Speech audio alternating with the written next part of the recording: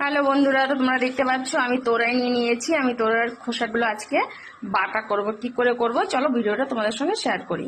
তো দেখো বন্ধুরা, আমি সব খোসাগুলো ছাড়িয়ে নিয়েছি। এখন আমি এটাকে ভেজে নেব। তো কিভাবে আমি ভাজবো আর কিভাবে আমি বাটাটা তৈরি করব তোমরা দেখতে থাকো।